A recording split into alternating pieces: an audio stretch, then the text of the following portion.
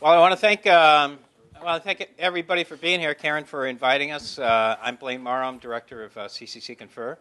Michelle and Donna are the real show here, and they're going to show you how to use the new Confer. And I'm going to be in front of that webcam, so you'll see me all the time, and you'll love it. That will be your entertainment. And you will love it. Did you like? He does that every morning.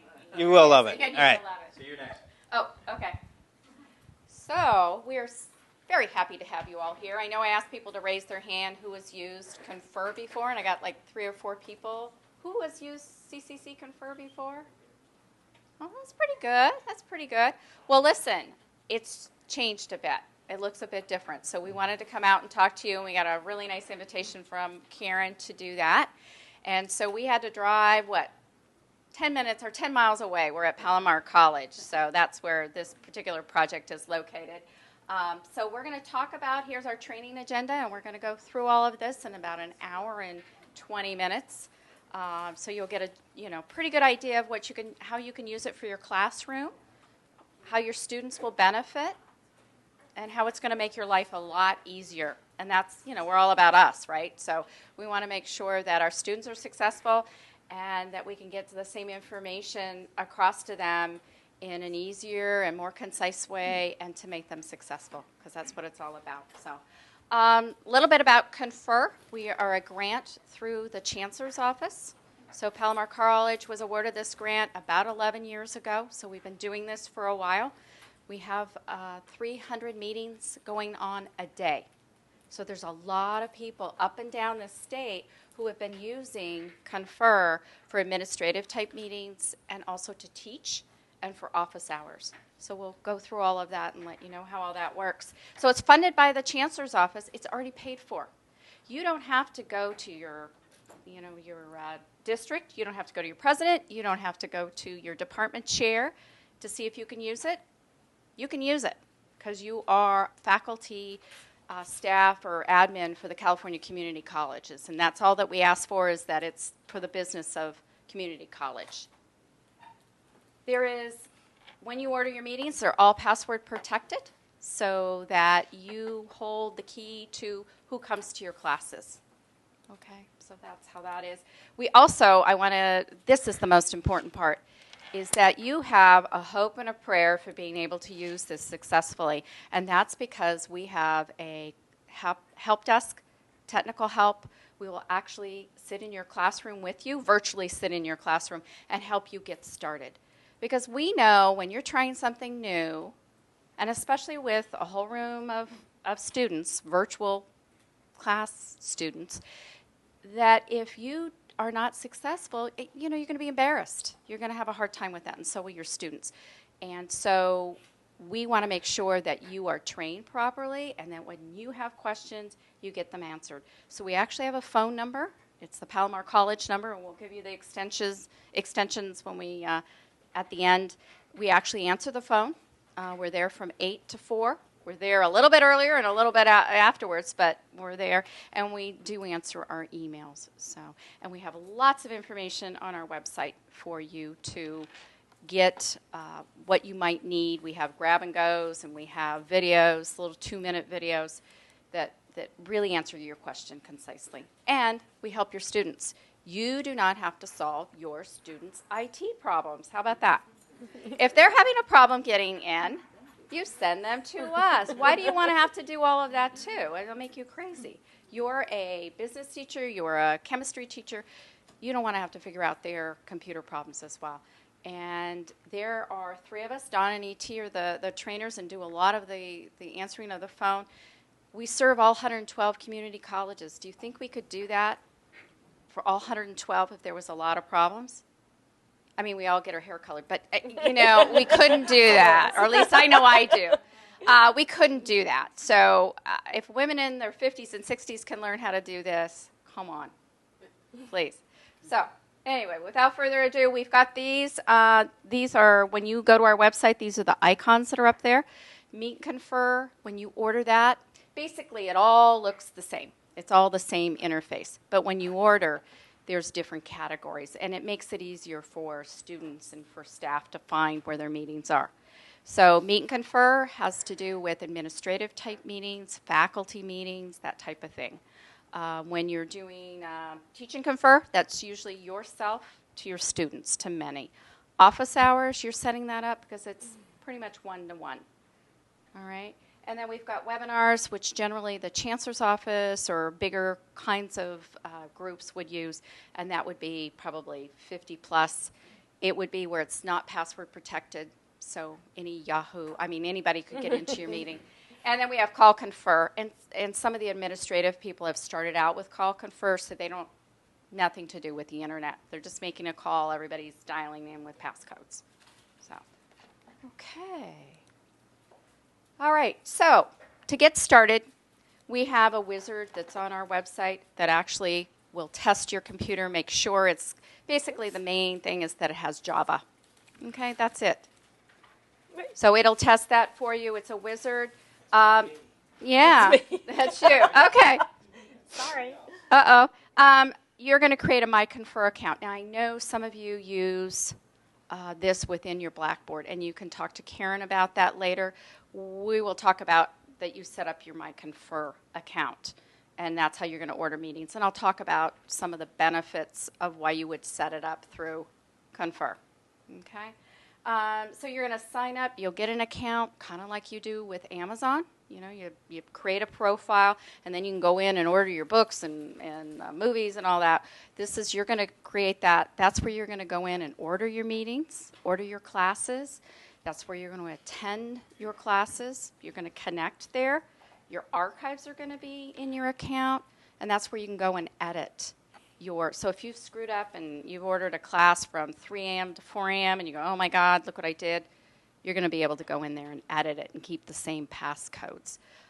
Let's see. Also, you are going to be, I guess, Schedule Connect. I think that's it. Yeah. From that. Scheduling options, we'll go through this quickly. You can order recurring meetings, which means that you can set up your class for the whole semester, and you'll have one passcode. So if you order one meeting at a time, you're going to get a different passcode each time because we're trying to protect, as far as the privacy. So you'll be able to do that. You also can order closed captioning. That's available as well. The only time he doesn't work, I think, is he's got a company, but basically his name is Bill.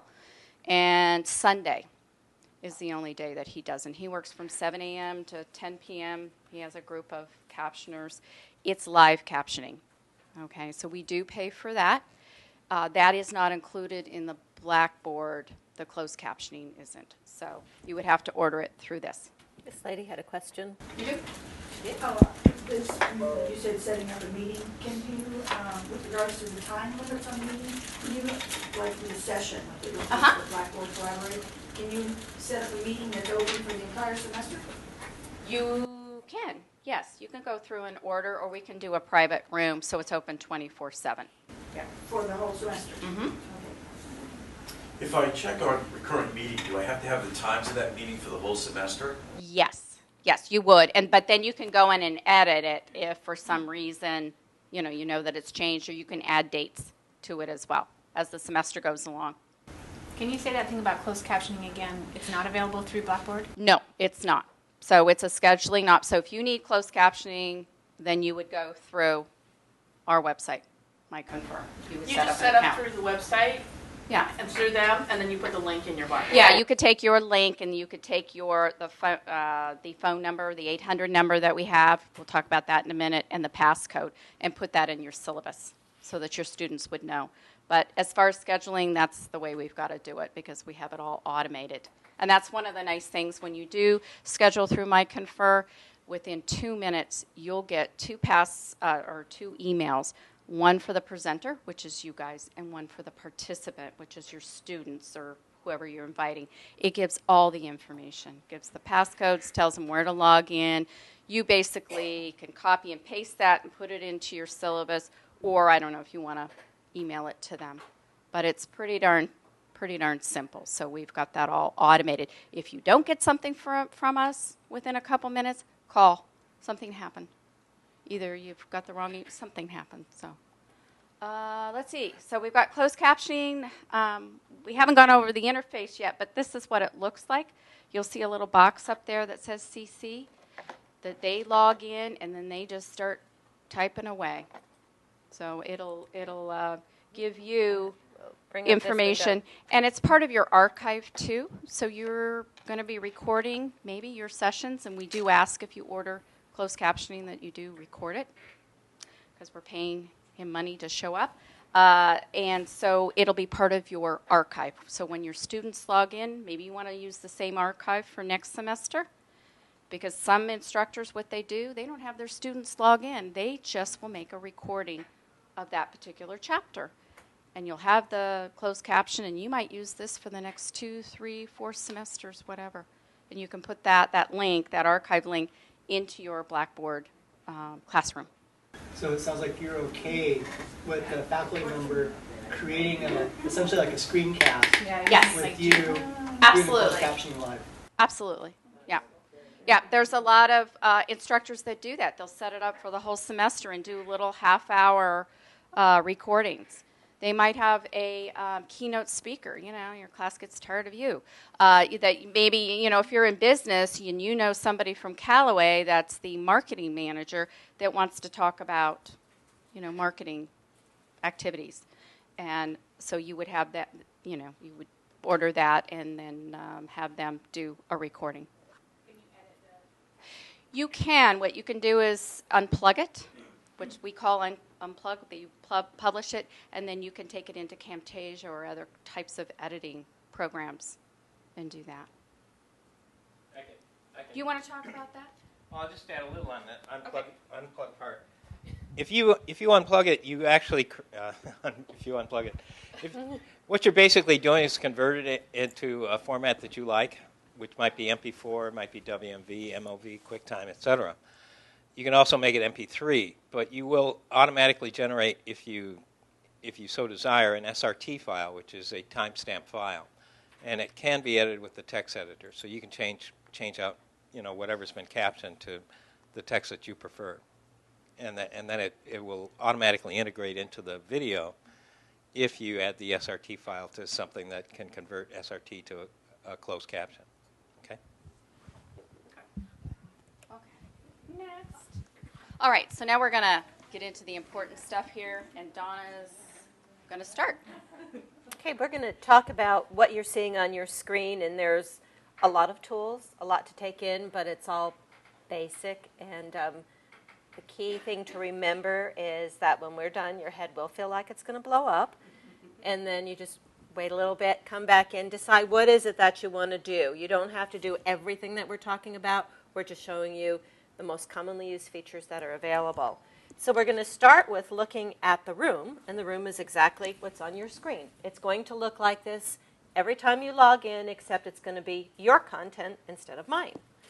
The key difference is if you were used to using Confer prior to our conversion is a few things have moved around, and the screen's quite a bit cleaner.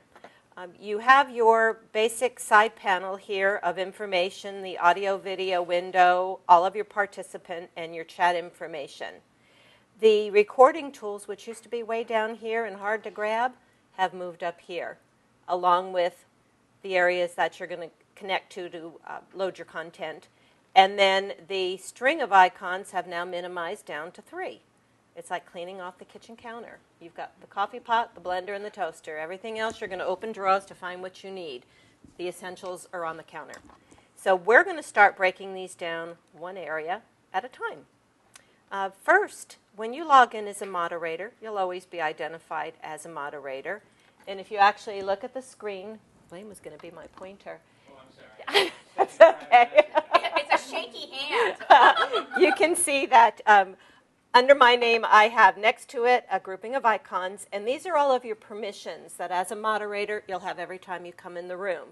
And that's the ability to use voice over IP, a web camera, text chat, whiteboard, application sharing, and taking a web tour. Then on the row below your name are interactive icons, and all of your participants, your students, are going to have access to those same icons. So we'll look at what do they all mean. When you come in and you're seeing yourself with all of your icons appearing here, below you you have main room, and there's a grouping of icons.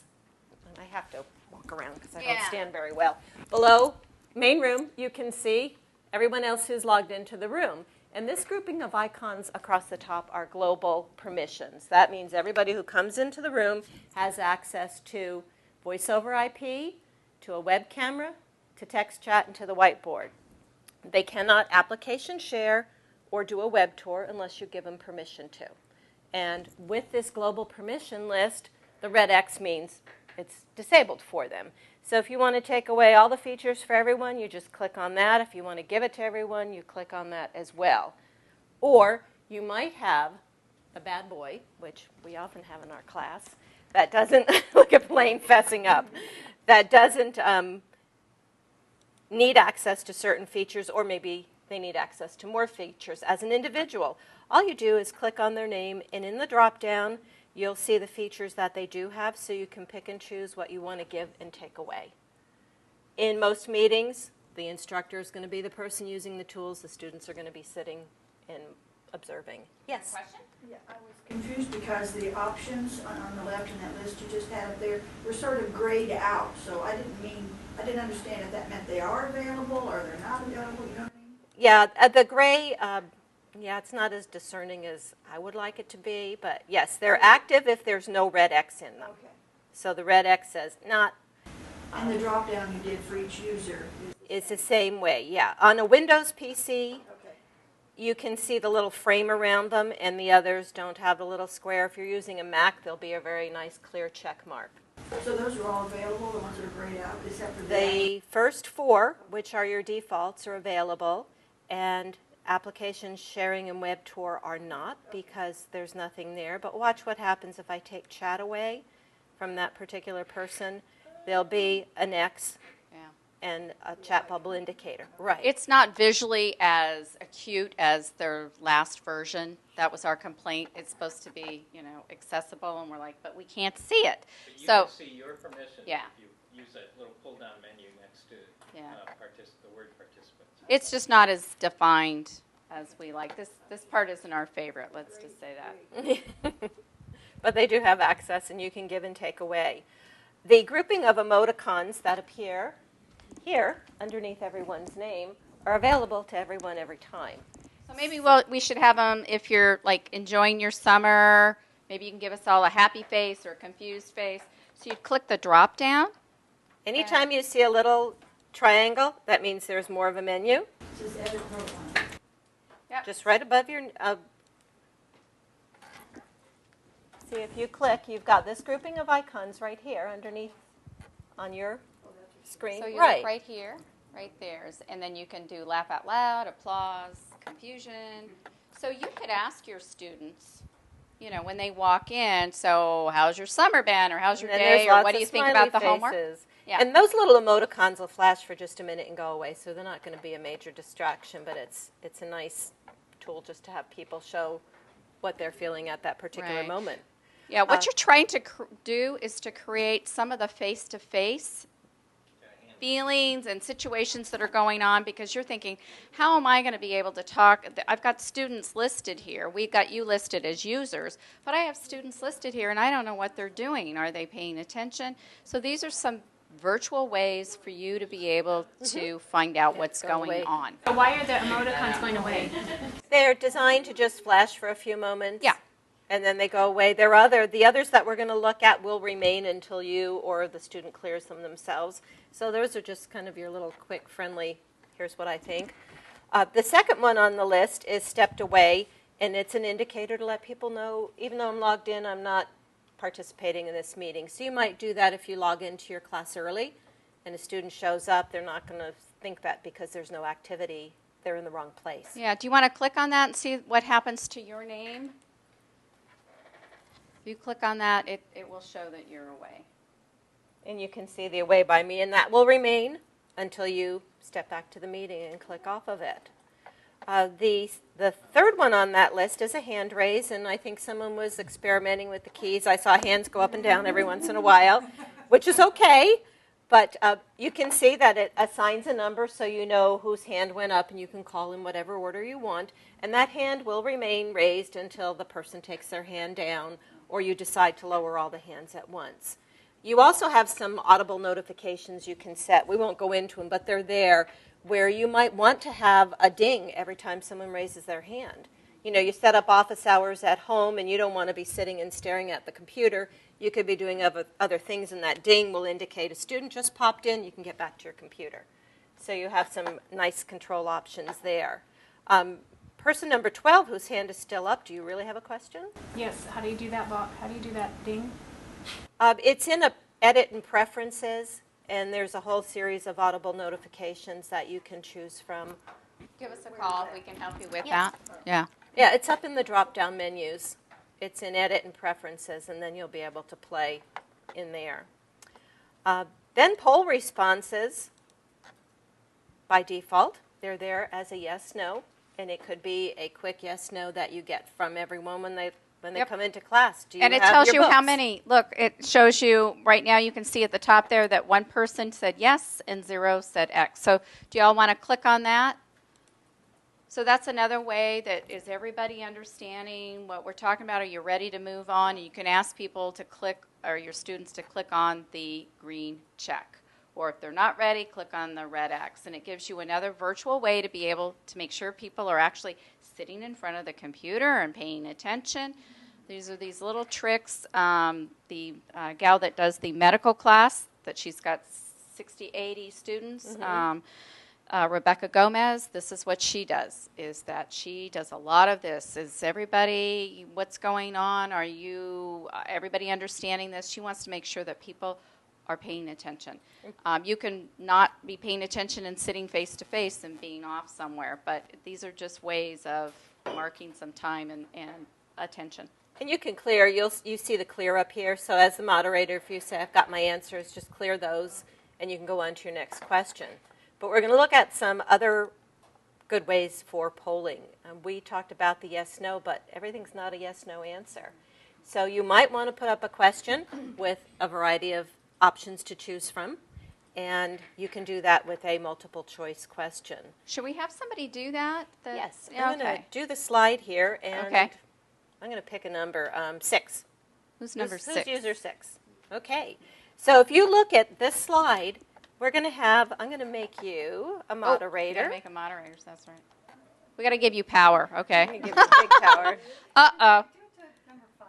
No. Doesn't hurt. This is the whole beauty of us getting to pick you. So now you're a moderator. Now go up to the Tools menu, go down to Polling, and then look at Poll Type. And you can see by default it's checked yes, no. So just pick a multiple choice series that you would I like. think we want her to do ABC, right? Because we've Yes, got we our have a next slide, ABC. Yes, you did. Okay, good. Okay, so now I'm going to put up a poll, and you just stay there because you're going to do the next set of steps. Oh my- So we're going to look at a poll. It's a nice hot day. I'm an ice cream fanatic. That's why we have that up here. So now, this is your polling question to the class. So all of you select what your favorite ice cream is and You're going to go up to make that. your choice. Yeah. So you're going to go up to your polling, and you can see we've already got it set for ABC.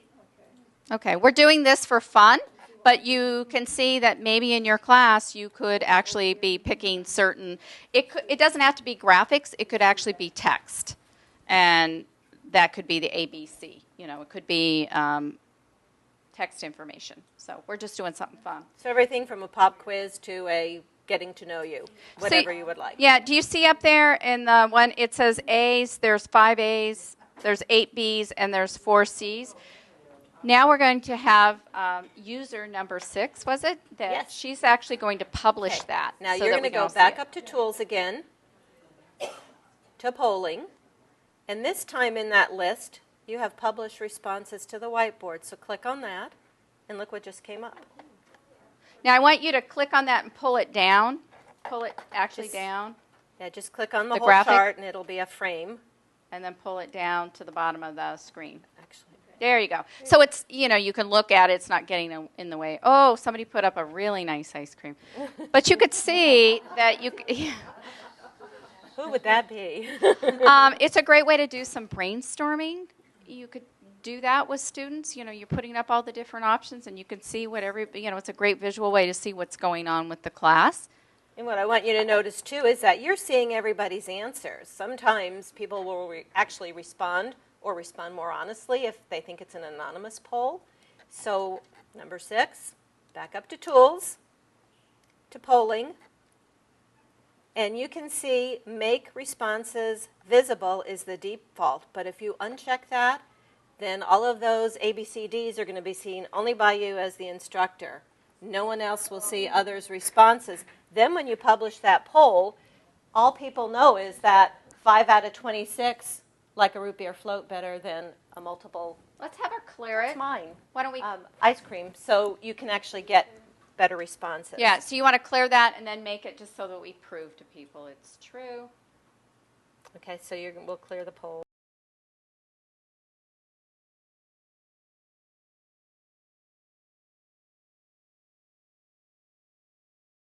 That to show anonymous responses or make uncheck. Okay, so now everybody, we're going to clear those. Everybody vote again. So you can see that it's actually indicating how many people have, well, why is it? And it's showing here because you're looking at my screen as a moderator. So all of you who are logged in as students, you can't see the answers. Yeah. So still as instructors, you could tell what they're really thinking. Because I made it, or your buddy over here, made it so that they're basically a private response. Because everybody will go, oh my God, especially in math. Hello, if you start thinking, oh well, my answer's got to be wrong. I'm going to look at this other person. So it's a great way of being able to really test information. And in that polling, you can also lock it so they can't change their mind. If you're having a Sunday, you're having a Sunday. You're not getting a float. It's the end of the discussion. So it's a nice multiple use way to keep things interesting. The communication tools that we have available, Michelle mentioned that the emails that will go out will provide you with a phone number. So your confirmation has a toll-free phone number. You also have the opportunity to use voice over IP, which is using your headset or a speakerphone or your built-in mic, and text chat, and you can have all three in the same meeting. So as the instructor, you might want to use voice over IP because you don't want to sit there like this and try and type holding a phone, and your students may use their cell phone, and you can have that whole combination package in one meeting. Oh, you don't have sound on that, do you? Do we have sound on any of these? We don't know. I don't know. No. How to dial into this. Oh, yeah. I know it's not coming up on this one. Your computer might on the panel to the right. Down the bottom. It might be. Well, on this one, Karen didn't want the sound coming up because of the recording. Sounds coming through the other input. Do you have speakers on these? Because they should be dialed in. There's no speakers on this. So if you do, Forget about it. we usually can show you that.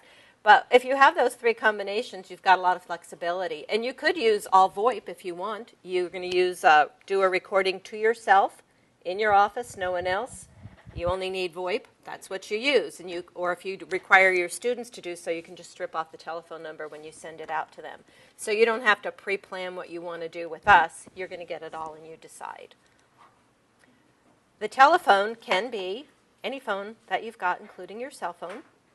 And we've also just added a separate phone number for cell phone users. Yes? I'm not sure if it's applied to CCC Confer, but with the inside Blackboard Collaborate, when you set up a session, No. it says, wait, I know you have to call you for the phone, but when you set up a session inside Blackboard, it says number of users, and it's limited to 6, and I don't really understand that. Okay. With voice over IP. Yeah. It still is. Oh, is it? Yeah, this is unlimited. We've had chancellor's office meetings. They've had, 300, 400 people in them. This is unlimited. It's unlimited, For the the number of telephone. participants. Yeah, and on the phone.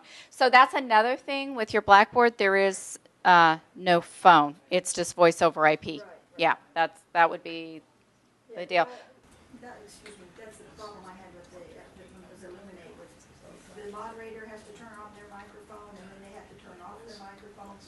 Oh, okay. What's the pin? Okay. What we have is when you're setting it up for voice over IP, there is in the settings that you can have where it's just one person talking at a time, kind of like a walkie-talkie, or you can set up to 6 simultaneous speakers so that it's more of, a conversational type situation. Yours, you said all of them. If you have 20 If I do people, it. No, I'm sorry. I thought you meant that there could only be Oh, here we go. 319, that many 934. participants. No, you can set it up for 6 simultaneous speakers. Yes. Yes. My speakers are on. Well, you could go back and forth. It's a way of controlling the audio because I'll tell you, if the audio goes bad, your whole class just tanks. Because you can still teach if people can hear, but if there's that echo going on, something wrong, it's done. So, with the telephone communication, What did I miss a? no, I think we're fine with that. Yeah, go ahead. and I'm misunderstanding when it says only 6 people can talk, that means if you have 20 people in the class, only 6 of them? Well, then you would give up that one. Then the next person would then be able to talk. I mean, everybody's going to be able to share and talk. It's just 6 at a time. Yes, Is it am I dependent upon the instructor selecting which 6? Yes. Or is it more like it's a max of 6, so when one student hits the off button, they're no longer talking? And then the other person Right. can click on it. Yes. Right. So Yeah. when you get into VoIP, it's you could have 20 people use it at different times, and maybe you just have the student, if there's 6 mics that are occupied and someone wants to speak, you could have them raise their hand, And then they and then get you the- ask someone else to turn their mic off, and you'll know whose mics are open, and I'll show you that here in just a second.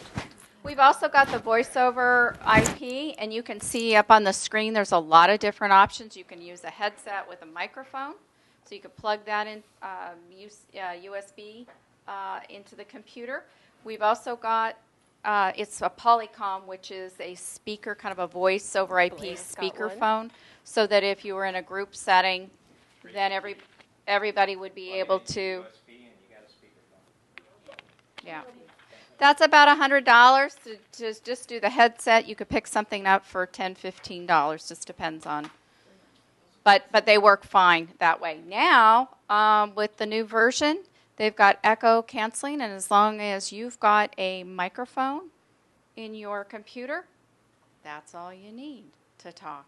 So you'd have to run the. We've got an audio wizard, and I think we talk about that next. But so they've really improved the audio capabilities of all of this so that you don't have those kind of issues, and a lot more people can use it. And when you do use VoIP and you want to, or we recommend that you run the wizard, Yes. you want to plug in either your Polycom, your speakerphone, your headset first, or if you're using your internal mic, you're all set.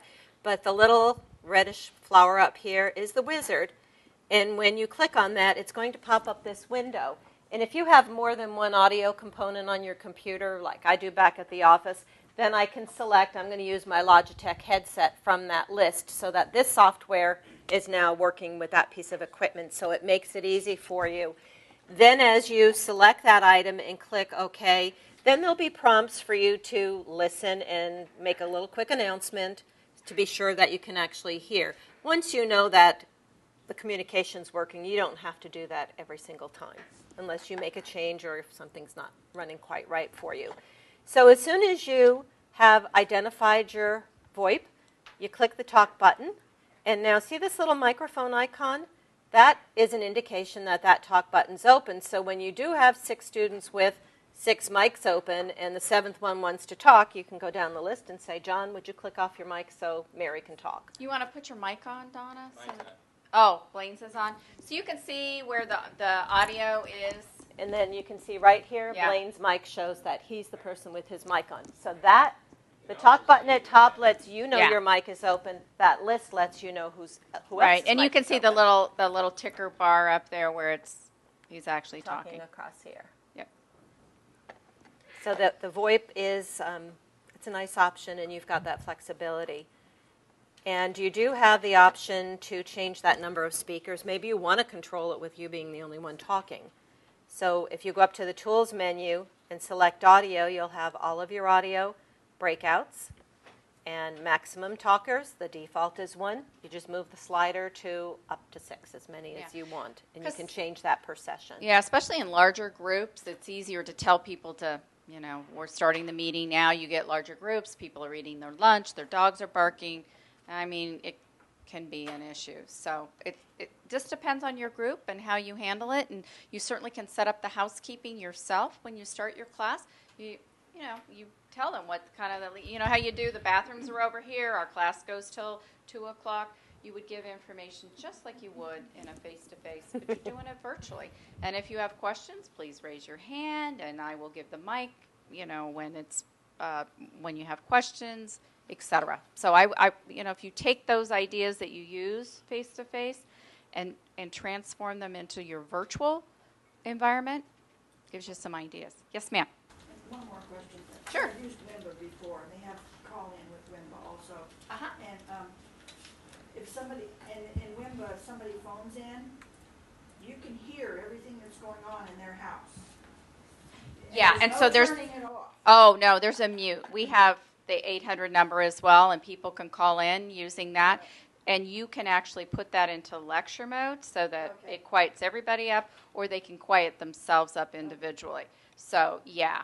Now, there's a lecture mode that you just shut everybody down. Yeah. And those phone features are on your email confirmation every time, so you don't have to memorize them. We don't, no. No, we don't. I always look at paper. Okay, so recording, when you're using either the phone or VoIP, recording is your way of capturing the entire live session. Everything you do, everything you say, everything that's in public text chat is going to become part of that recording. And it's, it could be a habit you want to create that you record every time, and you can remove the recordings that you don't want to have posted. But it's nice to not have to go, darn, shoulda, woulda, coulda, and now you have to do do-overs because you forgot to record a session.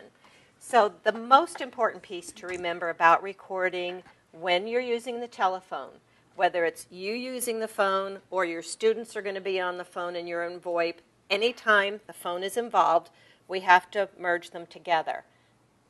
Your telephone's one technology, your internet's a separate one. And through software, we're going to marry them together so that when you do your recording, you have audio. And this is the step that new users miss the most. And I'll look at archives. I review them periodically to be sure there isn't any technology issues going on, or we get the phone call to say, I just did a 3-hour lecture and there's no audio. Can you fix it? It's over. So now let's go back and do it again. So make yourself post-it notes, whatever works, and we're putting more reminders on our documentation to help you. The way you're going to connect your teleconference bridge, and I'll do it on the actual screen, is go up to the audio-video window, the little drop-down. You're going to come down here and connect session to teleconference. You don't need to be on your phone. This is going to be done by the software through the back end, and you'll see a window. It's actually dialing. You'll hear the dialing and the prompts that will say it's dialing. It's going to ask you to put in your passcode. You don't have to put in a passcode. It's being done automatically. All you have to do is wait for a window to come up on screen that says confirm.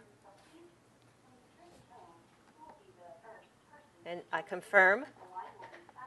And now I have a user called teleconference right here. So we just merged the two technologies together. So now when you start recording, your voices are going to be part of that recording. And if you're using the combination of telephone and VoIP, it's going to allow those people to hear each other. Otherwise, the phone people won't hear the VoIP and the VoIP won't hear the phone because it's not plugged in. Yes?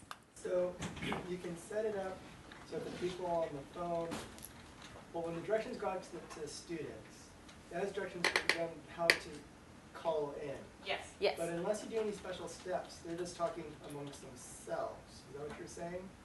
Right. If you had 3 students on the phone and 3 on VoIP, they wouldn't hear each other. And if I'm not using the phone, they may be talking to themselves, and I don't even know what's going on. They could be trying to say, are you there, professor? Are you there, professor? I'm not responding unless I do that important step. Exactly. Right. And then I can now hear them projected on my They computer can hear speaker. you Yes. because they'll hear you through the speaker. Oh, no, they won't. If he's using VoIP and Yeah. they're on the phone and you make this connection, Yeah, no. Before I make this connection, they No. may call in on the phone, and I won't hear yeah. anything.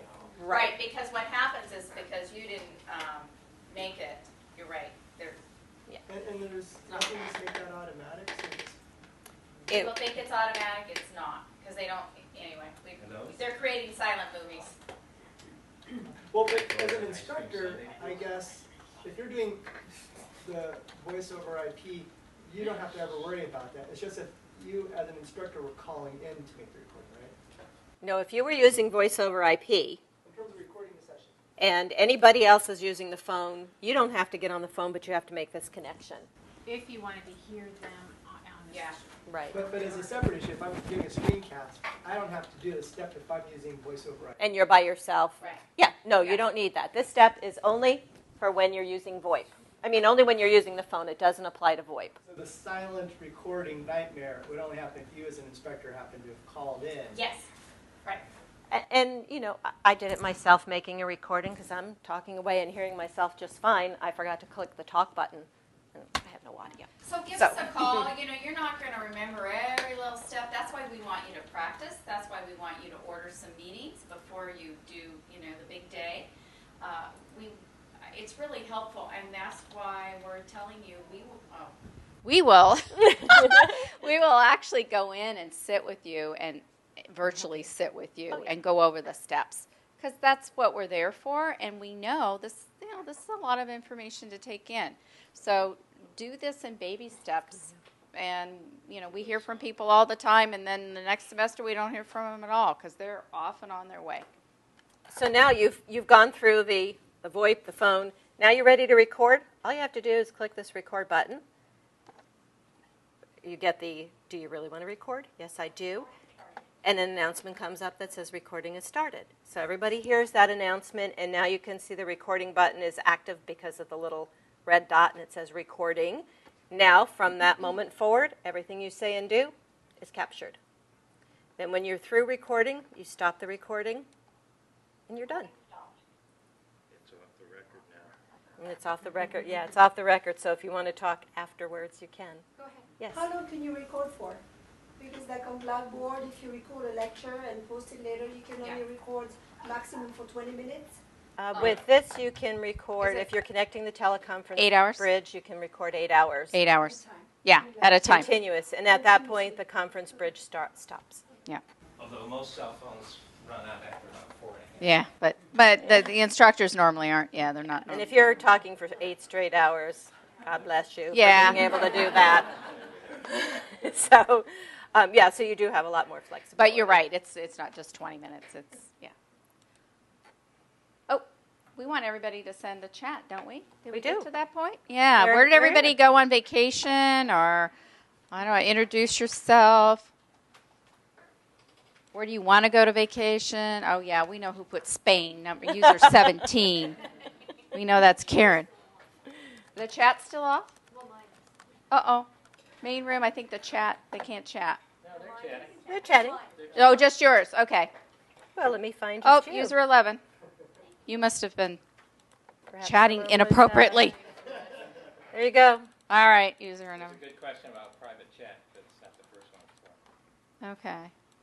So it's a great way to, when your students come in, you can tell them to say hello. You know, you can put information in there. As far as, we have one instructor that he's a math teacher. He's up at Lake Tahoe, and he will have a problem. He'll tell the students to figure it out on a piece of paper, and then he'll go 1, 2, 3, and they all have to put it in the chat. So that's one way that he uses the chat. We also, instructors will, if students have questions or comments, they'll tell them, you know, put them in the chat. Let me do my lecture here for the next 20 minutes. Put your information in the chat, and I'll look at it. Because sometimes you think, oh, my God, especially when you're older, oh, my God, I'm going to forget what I have to say. Put it in the chat. So those are ways that you can have your students communicate with you and you with them. So And- you would continue on with your lecture, and the chat questions are queuing up. You take Yes. a break, and then you go to the chat. Exactly, and you could tell your students that, oh, you know what, let me go look at the chat and see what's going on.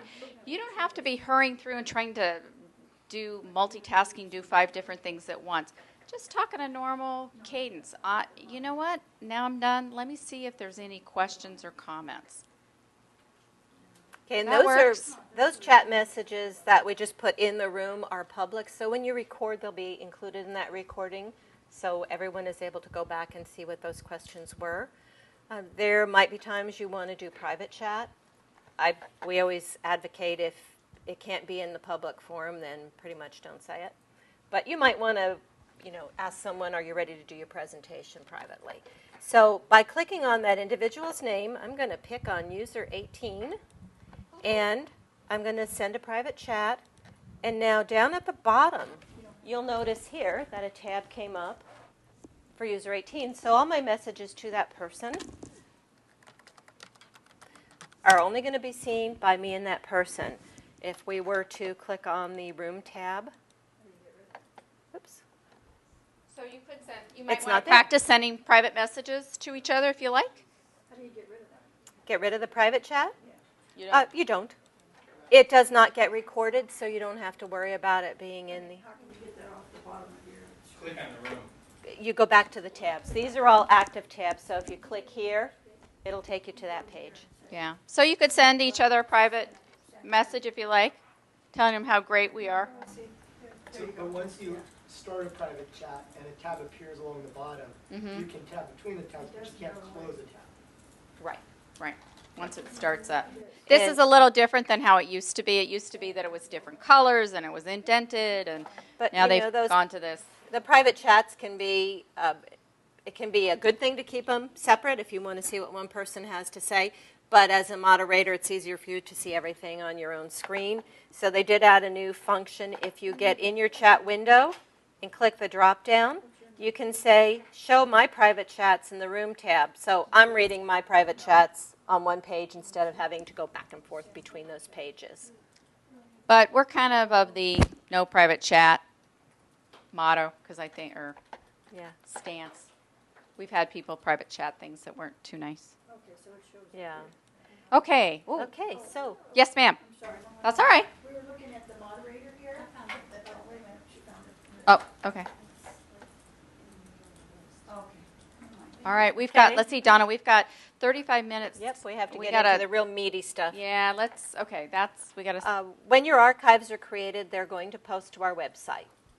If you want to take them off of our website for whatever reason, not your best work, etc., all you have to do is log into your MyConfer account, go to My Meetings, you'll see an Archives tab, and it's going to list every archive you created. Check Private, go down the bottom of the screen and save. It's off the website in about 2 minutes. But you still have access to it through this link because it remains active in the server, but only you can get a hold of that archive. and you can click on that and put the URL. You can copy and paste that and put that into your Blackboard accounts. And we can help you with that Yeah. if you need to. Okay, we got to. Blaine talked about Unplugged. So now we want to get into the good stuff is how to use the tools that are going to share the content you're teaching about.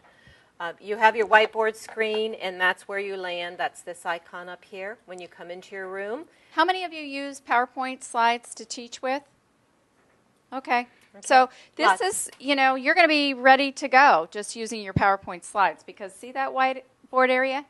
Those are all PowerPoint slides that Donna loaded in there. She created the training and she downloaded that into that. So most of you are ready to use, just if you would not switch anything else but use your PowerPoint, you'd be ready to teach using that. It's going to all land in here, and you'll see you could enter a new page and have just a nice blank screen if you wanted to type on that or write on it, and it becomes part of your presentation. So you have your slides. You could also delete a page. Let me show you how you get, and of course you have a whole toolbar here, and for the sake of time I'm not going to go through all of these, but these are the tools that are going to let you enhance what you have on your whiteboard screen or over your PowerPoints. And you'll notice I've been using this little hand to point and keep you focused on where I am, and that comes from clicking on the pointer options. So you have your pointing abilities here, you have writing and coloring and line drawing, all with options for color, size. How about user 22 maybe? Who's user 22? Could you put up a new page for us? Did you gave her moderator? In? Yeah, just click on the new Oh, page. she's got access to the whiteboard. Yeah. Do you see where that is? There's new You wanna page, go delete right page. up to the very top. Where it says whiteboard? Look out, if you see my cursor moving up here, right there. Do you Click on see new page? I see fifth page. We don't see new page. We don't have moderators. Well, oh, Donna, you got to make a moderator. Oh, I'm sorry. What number are you? 22? There we go. Now you're. There you go. I'm sorry. Okay, now can you click on new page? So look what happens when she does that. You get a blank page. Now everybody can write on the whiteboard, right? So do you want to draw a line? And then, well, oh.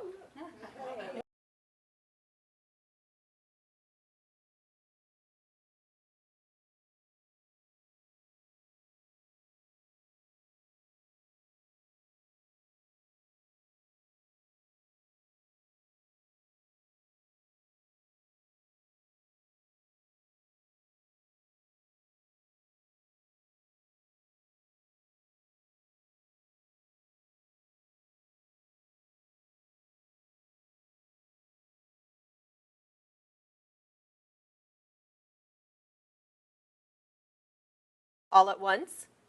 This piece here, clear page. Yeah. Right. And if you wanted to take off one piece of multiples, you just click on that one particular item. It becomes an select object then. And then you just delete on your keyboard. As a rule, you're going to be watching, or you're going to be doing and students will be watching, but just knowing the capabilities are here.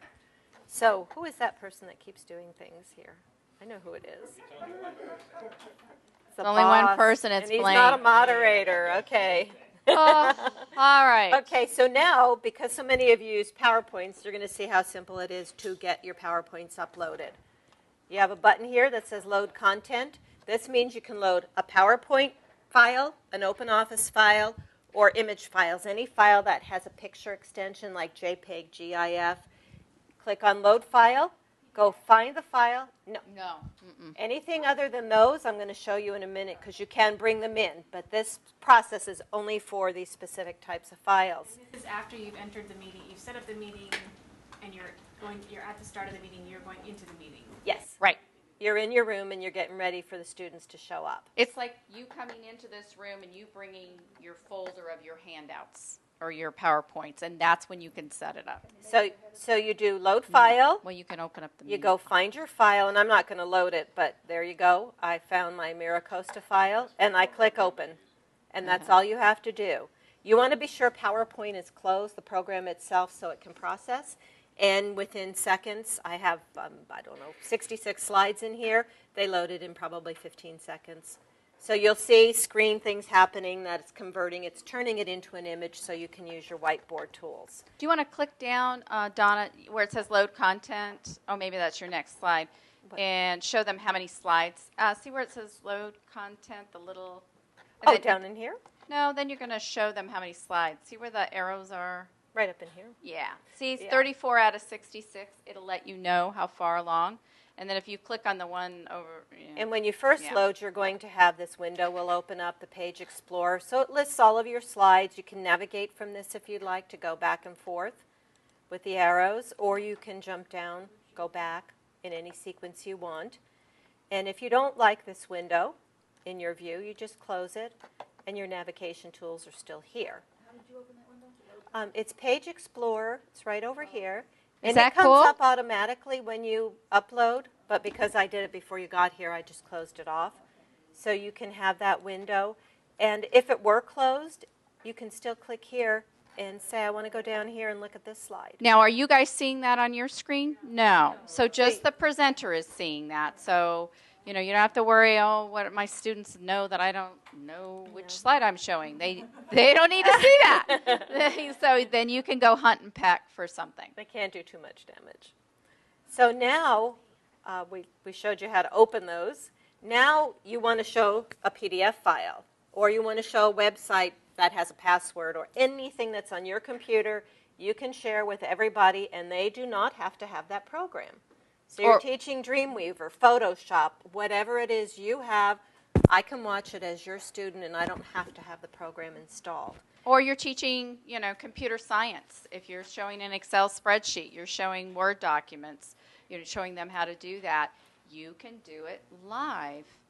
And rather than showing the slides, just watch up here, and I'm going to show you how it works. And I keep saying it's so simple because it is. And then we're going to have you do it. And this is my favorite feature because it is so interactive. It's not a matter of just staring at something. You're going to see my mouse move. You're going to see everything I do. So the middle icon with the two little windows, that's application sharing. That brings up this window, and you have two choices. You can share your entire desktop, which means I don't have to tell the software that I want to show Word and Excel, because I might decide to pop up my mailbox. I can do anything I want without selecting what I want to share. It's my whole desktop. So if I select Share Desktop and click Share, now screens change a little bit, and now my desktop's being shared. You can see this Word document. I happen to have taken the interface and dropped it down. So you see I that could go right there on your and computers, bring right? up the Excel file I have, and you're able to see that. And if it covers the whole screen like it is here, you have the ability to size everything. What you want to remember is when you first log in, see this yellow border all around? It's around the entire area. Think of that as a picture frame. Anything inside that picture frame is what the students are seeing. They don't see the walls, they don't see your furniture, they just see inside that picture frame. And if you don't want something in that frame, you move it out of the way. I can also resize that frame. So in my class, I'm teaching Excel, and I need to have this Excel document up here. I want to see what my students are doing, because some of them concern me. So I want to see the chat and who's logging in, but you don't need to see it as a student, because if you look at your computer, you're seeing this, you're seeing this, and you're seeing this again. So we want to get that out of the way, but you want to as a moderator. So if you'll notice, there's little handles, and I can just drag that picture frame, and now I see you, I see my content, and as a student, you're only seeing this content that I want to share with you. So you have that ability to resize and move things all around. Now, I can also, I'm going to pick on, make sure we have someone at this desk. Remember to make them moderators. I'm going to pick on, as a student first, student 1. Who's 1? That's you. Okay. So we're in an Excel class. I'm going to click on your name and the little drop-down icon.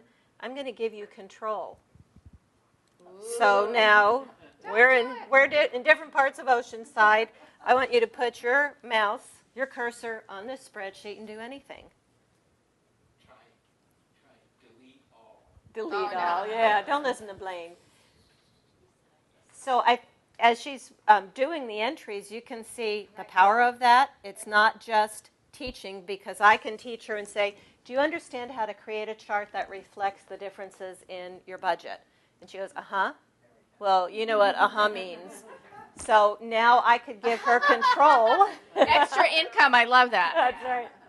So I can give her control just like this and say, okay, show me. So now, if she does well, we're in good shape. If she's struggling, I'll see where she's struggling rather than hoping she's explaining to me, because a lot of times you don't even know what you don't know. So this would give you that opportunity to help a person. And this is a one person at a time. So I can say, thank you very much. I hate calling you users, but Oozers. So I can say, thank you, I've got her input. Then I can come down and pick on student 7, and one at a time, and have each of you interact with me. So not only from a teaching standpoint, but what if the business department wanted to have a staff meeting and work on curriculum documents for next semester? You could all be in your offices or at home or wherever and bring it up and do this work and get everything done without having to travel or email 75 times and get a cumulative answer. Yeah, we have a minimum of 75. Yeah, we have quite a few colleges that are using this for tutoring, so that they will actually have the tutor sit with the student. The student can then bring in their own work and be talking with the tutor and being able to work on that simultaneously. It's fabulous. That would happen because you shared a document from your machine, so how would a student share their document? You would make them a moderator, and then they can share You one give of their them the- documents. give So them the they would just privilege. app share, just like Donna did. We're going to do, I can do that right now and make you my student. Yep. Okay, I'm going to stop. Notice these 3 buttons. These are your buttons that are your controls to stop, to pause, or to take a snapshot of what you have on screen. Those 3 icons will be either top, bottom, left, right, depending on your screen size, so you need to just notice where they are. So I'll stop sharing, and now I'm put my documents down, and go back to the whiteboard. Now, what number are you? 12? So what I'm going to do is I don't necessarily have to make you a moderator. I can go in this permissions list, and I can give you application sharing privileges. Now, I'm going to talk you through. You want to? Yeah. Do you Watch see? her? Yeah. Let me go over and Yeah. And watch what you're doing. Okay. So you're gonna right there. Click on that, then just click OK. and my screen tells me that you're starting to share. 'cause Okay. you can So see why don't here. you do share desktop, and then share. Very good. And there you go. Now sharing, and then now we're seeing your emails. Hurry, hurry. Okay.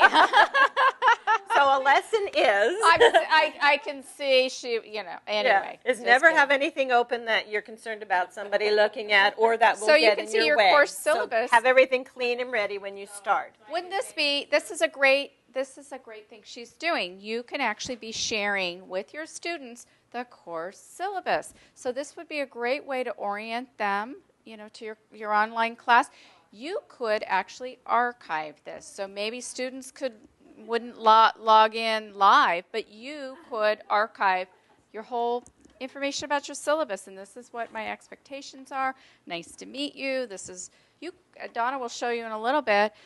You can share websites. So you could take your students to the Blackboard site and actually go through. Controls over here. I don't see that window. I don't see yellow. I don't know how to control my screen right now.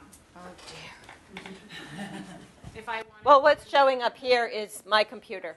Oh, I think. No, but she's. Let's see, where did you go? Fall right.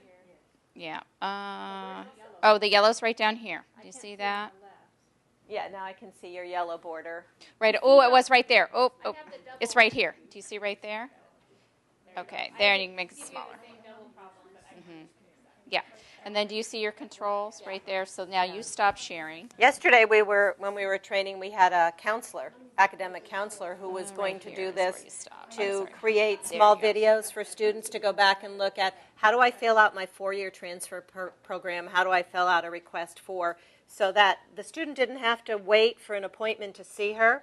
She can create these, put it on the college's counseling website, and the student can go through and bing, bing, bing, and maybe their questions are answered, or at least when they go to her, they have a more educated question rather than, what do I do? Sir, did you have a question? Because for the syllabus, you'd want to upload it as a document rather than the screen sharing approach, right? The screen sharing approach is more like if you're looking at a web page. You could. Yeah, you could do either way. So you could actually log into your website, your Blackboard, or any website, and be able to share. It was a little bit more jerky when you. Well, it paints it, you're right. And that's why you wouldn't want, we're going to show you web tour. In fact, maybe we'll pick on you. You mean, so if I had shared the document directly, it would look better? It would look clean. Okay. Yeah. You certainly wouldn't want to share a video using application sharing. Why don't we have... But you would use AppShare if you're going to go to a website that has a password. Yeah. But not a video. Yeah. How about web tour? Do we want to... We will. We're going to go straight over to that. Let's do that. So the gentleman, I don't know what number you are. Does he? Can we give him moderator 23? privileges? I can. And then we want you to share with us. There we go. Go to YouTube or I don't know, whatever website. Yeah, you could. So click on the globe, the icon. It's the third one over. This And one? then you're going to type in the YouTube video. YouTube.com and go look. So you're going to, do you see the web tour icon at the very Yeah. top? Okay. Okay, there you go.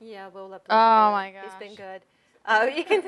You can set it. You can set a timer and watch. God. Well, I'm going to make him a moderator so he can do this. Oh, I'll beat myself up for it after.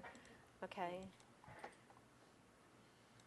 So you can set a timer for many reasons. You, again, using the example, a student logs in early, and you've logged in early, and they go, well, nothing's happening. Well, if you have a timer up there, it says class will begin in 10 minutes. Maybe they misjudged what time class was going to start. You could set that timer so that it's visible only to you, and it becomes your pacing to know, oh, I've got 15 minutes left. I need to, pace myself. We had some tutors who said, this is what I'm going to do because I allow so many minutes per student. It'll keep me right on task. Or take a break in a long session. So if you're going to record for 8 hours, you better take a break somewhere in between. And you can see now, Blaine, he's put up the timer, and you can stop that timer. You can edit it. Please stop the timer. Yeah, and it's just a handy little tool.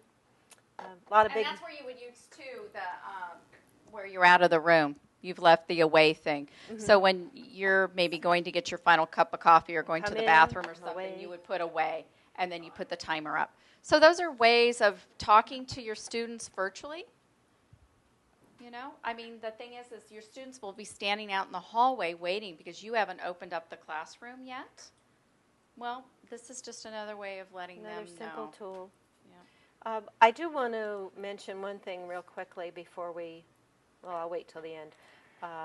You can do a virtual Handout? Yeah. handout. So if I want to give all of you these training slides right now, with one click, I can simply go to the file transfer library. I can go find my file, sitting on the desktop, and it's this training, and I'm now sending it to all 18 of you. I don't care what your email address is, you've got it. So now you can save it to your computer or not. It becomes a file I've given you. Yeah, it'll actually show up in your archive too. So if you've done a recording of this, a student that wasn't able to attend, or maybe you're archiving to yourself, it will send it to them in the archive as well. And it So, sends it pretty good, It huh? sends it synchronously. So if you didn't send that file until 30 minutes into the session, they will get the file offered at 30 minutes into the session. So this is a pretty intensive. If you've got little Word document, it's not going to take that long. Well, But I took a little bit too much yeah, time. that's okay. But you'll have a pop-up that will say, Donna sent you a file. Would you like to keep it? And there you go. The video, which Blaine has so graciously turned on his video camera for this whole session, is an option to, add another layer of that human interface. You may turn your video camera on for a few minutes, say, hi, everybody, I'm your new teacher, turn it off. Or you might be a nursing instructor, and you're going to stand here with a video camera on and Artificial Annie, and you're going to show how to do CPR. Or hold up, culinary arts. You're going to teach me how to carve a watermelon and not make it shatter. The camera not only displays you, but this example has just 3 other people, but a total of 6 cameras can be on at the same time. So it's a nice way for introductions, get together, etc. All you have to do, this is E.T., she's Cinderella at home, taking care of the office, is right up here you've got your video button. This is your preview. I always call it the hair and lipstick check. Or I'm in my pajamas, I'm not doing this. And then once you've done your preview, there's no video on here, you just click the video button, and now you're transmitting. That simple. Just like Blaine is doing now. When you come into the room, generally the video panel is minimized like this, so all you have to do is pop it down. And all of that video is also part of your archive. You can make the video bigger, too. For your own view. It Yeah. doesn't happen, doesn't stay with the recording. I'm sure it's gorgeous, so you can really make it. fill So, the screen. yeah. So if I was a student and I wanted to watch you doing CPR on Annie, I could make it big on my screen so I really see the compressions. So whose picture is that? Is it my picture or is it the student's picture? The picture is whoever's got their camera on. Right now, Blaine's the only one with a camera, so his is up here. So what would happen when a student comes up? Then down on the bottom, Yeah. there would be 6 thumbnails, like right across, 5 other thumbnails here of their pictures. So how do I, as a student, we don't have him. You don't have any webcams here, but if you look at this this slide right here, I know it's a little bit small, but that's what it would be like. There's one person and there's 3 others, and you would be able to add one more. Did I do my math right? Yeah. 3, And, 4. and you could also make it where it's just one camera. You don't have to have. And you can have all it, 6. so you've Yeah. got settings, so if you're using VoIP, the prominent picture would be the person who's talking. Yeah. So if Blaine were talking, he'd be up there, then Susie talks, she would be up there. But you'd still have the left hand. Yes. Yes. Oh, yeah. Yeah. Yeah. It Everything just, that looks would be just like it expanded. does right now, except that it would expand and add the other pictures. Any questions? We're almost at the end. We could just go on and on, but oh. One of our colleagues at Saddlewood College, she's an art instructor. She uses the webcam, but she actually attaches an external camera. But she uses it to show students how to mix colors. So the camera will actually be directed at her palette. She shows them how to do brush strokes, etc. So it doesn't have to be a camera of a person. It can be a camera of whatever it is that you want to. And you could have, you could do a hybrid class where you're all my students here, and I have 6 students who are connecting to this Confer session from home.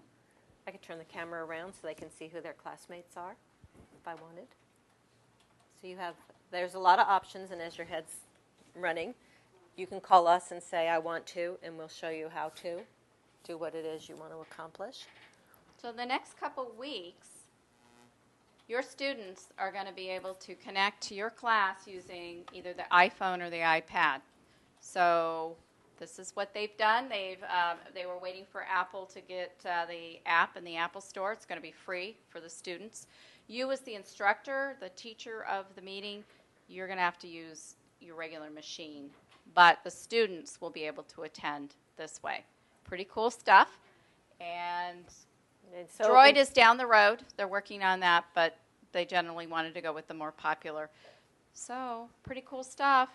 We're going to be testing it out, but we played with that when we went to Blackboard World a couple weeks ago, and it was fabulous. It was spectacular. It's so It nice worked. because everything's in there. You've got the camera and the speaker and the mic in one piece of equipment, so you don't have to herk around a bunch of things. Yeah. Any question? Well, we want to just repeat. It's in the information that we gave you, the little bags there. You can go to our website. We're listed there. We are open Monday through Friday, 8 to 4. Certainly would love to have you give us a call to get you started, help you. What are your questions? What are your needs? What's something, that you wanted to find out a little more detail about? And we'd love to have you practice. Start out with baby steps. You don't have to do it all.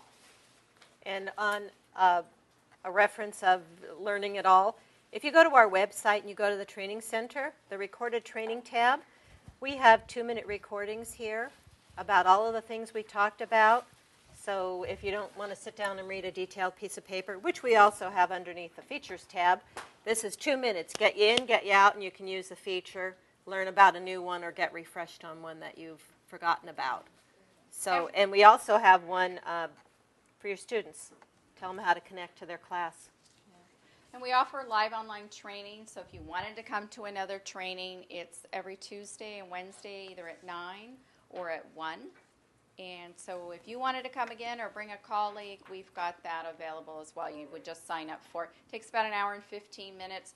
You would actually log into your computer and call on the phone, and it's all happening at Palomar College. But sometimes it sticks more in your brain that's, rather than us up here talking, that's how you use it. Yes? Can I get a sense of how much is involved in the setup one of these? Like, is this going to take me like a minute to get going and then Yep. Yeah. it's done? Yeah, you You're just gonna order log it. in. Yeah, all you would do is come in here, log into your. Start one up in 5 minutes. Yes. Yep. Mhm. Oops, So gotta I put can. your password. Oops. You all know my password now. Well, of course, I didn't even spell my name right. Jeez. I did it again. What is wrong? It's this computer, Yeah. And we can show you. Okay. So once I log in, all I have to do is go to the meeting request forms, and just fill start out to the fill it out. form. In a minute or so, you'll have your confirmation. Show them on And- the website where the meetings are so that they can see where students. You would go here to, you'll go to your My Confer to connect to your meeting. Your meeting Your would be here. students, show them. The Okay, students are going to come here. Yeah. Can I give you just a URL? Yeah, you could. So Oh, just- I'm sorry, go ahead. No, just click on the student login where the Teach and Confer is. Yeah, this is where students, the instructions will tell them, but you can see all these meetings that are going on. We've got, this is where they would come and then they would click on the Go button. So these are open public meetings? No. No, they're not because you have to have a passcode. So when you're they s- clicked on Go, So you would have had email. you would have to email them. And we don't hand out passcodes. We tell them to contact you.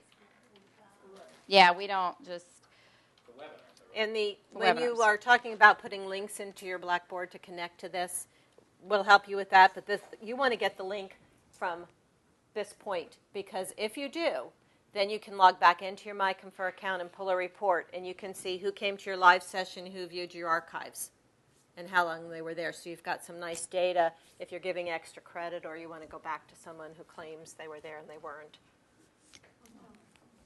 And we can So- help you I'm with sorry, via the URL, can you keep track of who came to the site?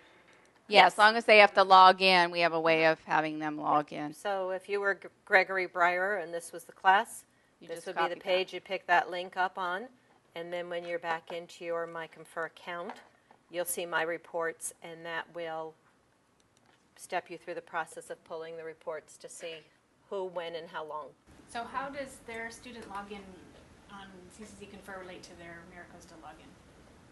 It doesn't. It's two separate logins. They have to create an account. No. No, they would just have to type that little form that has their name, their information, So take they- them back to, and So then they you- would have to have a passcode. So you get the email from us. It gives them the instructions to go here.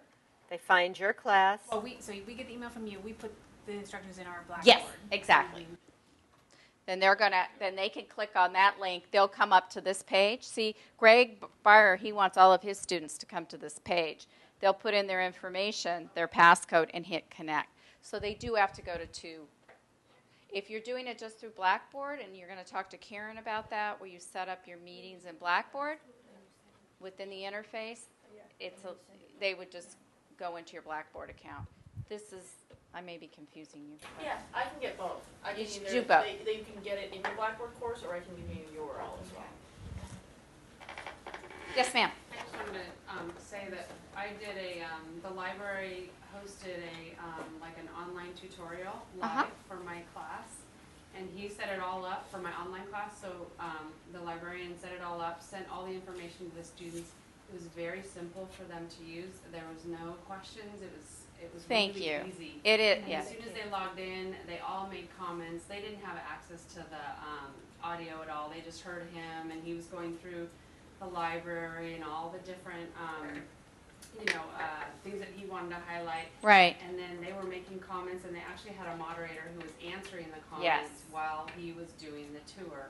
And the students really, really Oh, enjoyed that's it. fabulous. They really liked it. They thought it was great. And I just, they had to be there at a certain time, which is kind of difficult for online students, but I gave them plenty of notice. It worked really, It was really brilliant. well. So, yeah. Thank you. We didn't even pay her, okay? Thank Yeah. you. It really, I was so impressed. I didn't know how he did it, but yeah, it's brilliant. You can do that where maybe you select a student and give them extra credit to help you moderate. We do have one instructor he has this one student every time do 1, 2, 3, which is you're going to be the one that's going to start the recording. You're going to be the one that helps me with the chat area. And so he just takes turns with students, and they get extra credit for helping him manage his classroom. It's like somebody shutting the door, turning the lights Your teacher's on. assistant, sort Give of. them that privilege if there's only one moderator to. You can make everybody a moderator. I mean, you can give everybody moderator. What, Absolutely. once they log in as a student, you can You can give them select to make moderators. them a moderator. Yeah. When I saw you passing controls. Well, you can do that, or you can give everybody moderator control. Not So- everybody, but in like that specific student. Right. Is what you meant. Yes, ma'am. Is it better to go through Blackboard, or is it better to go directly here? It's up to you as far Does as. it matter It as just far as depends on quality? what your needs are. Yeah, if you Like, want. if you want something to be open, like such as that librarian's presentation for her, Yeah. he set it up through CC Confer because he wanted to give her a URL. He wanted to have closed captioning.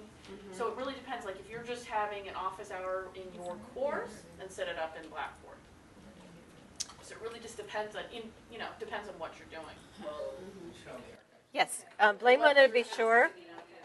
All right, we're almost ready. Show them the archives and we'll be done. If you create an archive, and it was a Teach and Confer archive, I showed you where they went live. Now they'll just click View Archives. That's going to bring up a list of, eventually, come on. What? You can see it?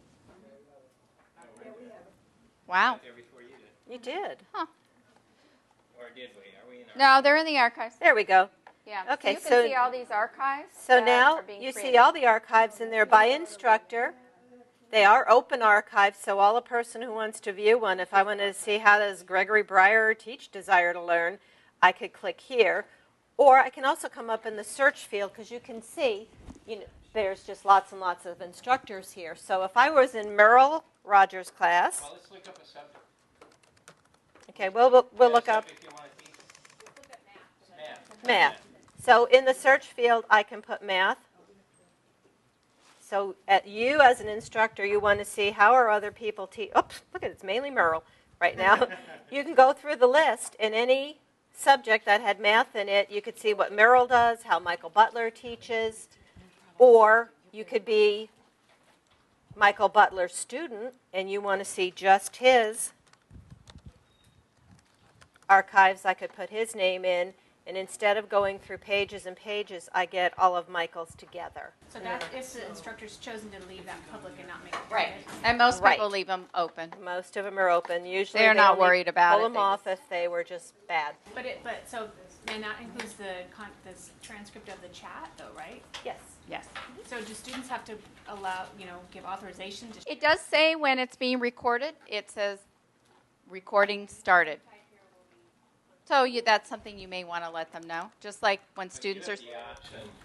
Remember we talked about unplug before? The fact that you can publish these things. When you publish an archive into an MP4 format, for example, chat is not included in that. That's a separate text file. So really what's included is everything that shows on the whiteboard.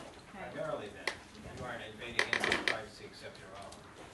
And then that can be posted to YouTube or podcast or whatever you want to.